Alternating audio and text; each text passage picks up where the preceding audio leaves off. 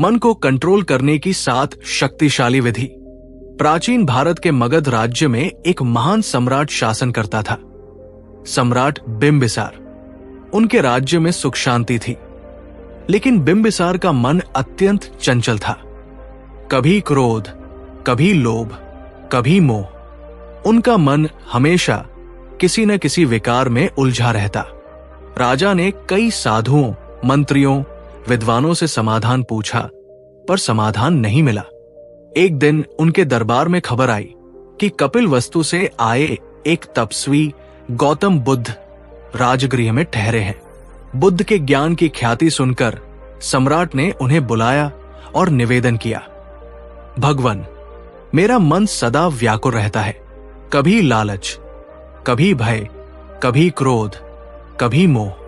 मैं इस मन को कैसे नियंत्रण में लाऊं? भगवान बुद्ध मुस्कुराए। उन्होंने कहा, राजन, मन बड़ा ही चंचल है, उसे पकड़ने के लिए ज्ञान और अभ्यास दोनों की आवश्यकता है। मैं तुम्हें मन को वश में करने की 7 शक्तिशाली विधियां बताता हूं। यदि तुम इन्हें अपनाओगे तो न केवल मन वश में होगा, बल्कि जीवन में स्थिरता, शांति और आनंद भी मिलेगा।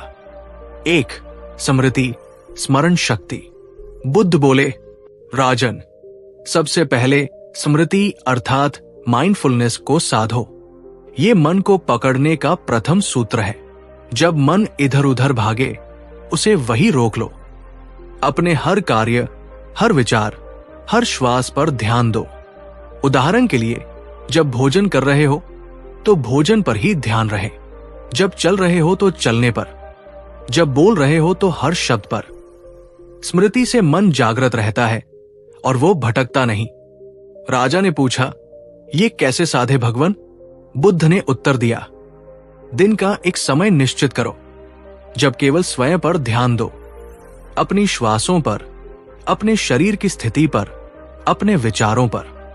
यही विपश्यना साधना है। धीरे धीरे तुम्हारा मन हर पल में स्थिर हो जाएगा। 2. संयम। दूसरी विधि संयम है। मन इंद्रियों के माध्यम से भटकता है। यदि तुमने अपनी इंद्रियों पर संयम नहीं रखा तो मन को कभी वश में नहीं कर सकोगे।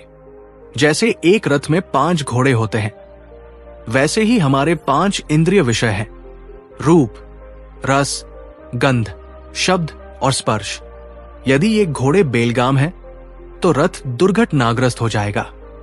इसलिए संयम ही लगाम है। राजा ने कहा, परंतु संयम कठिन है भगवन। बुद्ध मुस्कुराए। संयम कठिन अवश्य है, पर अभ्यास से सरल हो जाता है। संयम का प्रारंभ तुम भोजन से करो। जब भूख हो तभी खाओ, स्वाद के लिए नहीं। धीरे धीरे संयम अन्य इंद्रियों पर भी आ जाएगा। 3. ध्यान। तीसरी विधि है ध्यान। ध्यान वो दीपक है जो मन के अंधकार को मिटाता है। जब ध्यान करते हो तो मन एकाग्र होता है। मन को एक बिंदु पर स्थिर करो, चाहे वो श्वास हो, कोई मंत्र हो या फिर कोई शुभ चिन्ह। जब बार बार ध्यान भटके, उसे फिर से उसी बिंदु पर ले आओ। यही अभ्यास तुम्हें मन का स्वामी बनाएगा। राजा ने पूछा, ध्यान कितनी देर करें? बुद्ध ने कहा, प्रारंभ में प्रतिदिन 15 मिनट से प्रारंभ करो, फिर समय बढ़ाओ। ध्यान तुम्हारे मन को स्वच्छ तालाब की तरह निर्मल कर देगा। 4. वैराग्य। राजन, चौथी विधि है वैराग्य। मन को वश में करने के लिए संसार से वैराग्य चाहिए। वैराग्य का अर्थ है संसार का त्याग नहीं, परंतु उसमें लिप्त न होना। जैसे कमल का फूल कीचड़ में खिलता है पर गंदगी उसे छू नहीं पाती, वैसे ही वैराग्य मन को विकारों से बचाता है। राजा ने पूछा, वैराग्य कैसे लाएं? बुद्ध ने समझाया, जब तुम संसार को परिवर्तनशील, क्षणभंगुर और दुखमय देखोगे, तब मन में वैराग्य आएगा। हर वस्तु, हर संबंध, हर सुख, सब नश्वर है। ये बोध वैराग्य देता है। 5. संगति। 5वीं विधि है संगति। मन जैसा संग करेगा वैसा ही बन जाएगा। यदि तुम लोभी, क्रोधित, व्यसनी लोगों के संग में रहोगे तो मन भी वैसे ही विकारों से भर जाएगा। पर यदि तुम साधु, संत, ज्ञानी जनों की संगति करोगे तो मन में शांति, संयम और विवेक का विकास होगा। संगति ही मन का संस्कार है, इसलिए सज्जनों का साथ ही मन को स्वच्छ करता है। 6. स्वानुशासन। छठी विधि है आत्मावलोकन। दिन में कम से कम एक बार रात्रि में सोने से पूर्व अपने दिन भर के कर्मों, विचारों और भावनाओं का निरीक्षण करो।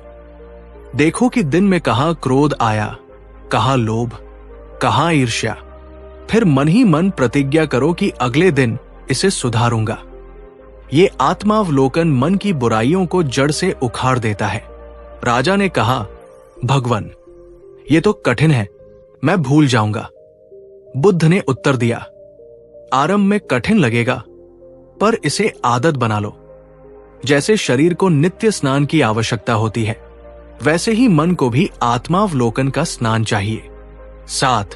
करुणा और मैत्री। 7वीं और अंतिम विधि है करुणा और मैत्री। यदि मन में सभी के लिए प्रेम, दया और मित्रता होगी तो क्रोध, घृणा, ईर्ष्या अपने आप समाप्त हो जाएगी।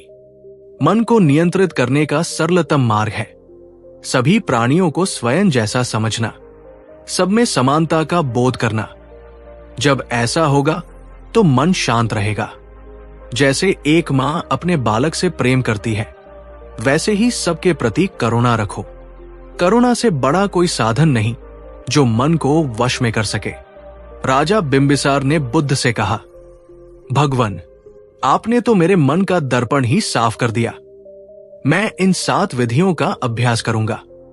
बुद्ध बोले, स्मरण रहे राजन, ये कोई एक दिन की साधना नहीं, इसे प्रतिदिन जीवन पर्यंत साधना है, तभी मन का नियंत्रण संभव है। सम्राट ने प्रण लिया। वे स्मृति, संयम, ध्यान, वैराग्य, संगति, आत्मावलोकन और करुणा, इन 7 साधनों से अपने मन को साधेंगे। कुछ ही वर्षों में राजा का व्यक्तित्व शांत, स्थिर और तेजस्वी बन गया। प्रजा उन्हें धीर सम्राट कहने लगी। भगवान बुद्ध की ये 7 विधियां आज भी उतनी ही प्रासंगिक है। स्मृति, माइंडफुलनेस, हर पल में सजगता, संयम, डिसिप्लिन, इंद्रियों पर नियंत्रण, ध्यान, मेडिटेशन, मन की एकाग्रता, वैराग्य, डिटैचमेंट, आसक्ति से मुक्ति, संगति, गुड कंपनी, अच्छे लोगों का साथ, स्वानुशासन, सेल्फ रिफ्लेक्शन, आत्मावलोकन, करुणा व मैत्री, कंपैशन, फ्रेंडलीनेस, सभी के प्रति प्रेम। यदि आप भी मन को कंट्रोल करना चाहते हैं तो इन 7 को जीवन का हिस्सा बना लीजिए। तब न तो क्रोध सताएगा, न लोभ, न मोह। बुद्ध कहते थे, जो अपने मन को जीत लेता है वही संसार को जीत लेता है। आज के लिए बस इतना ही। धन्यवाद।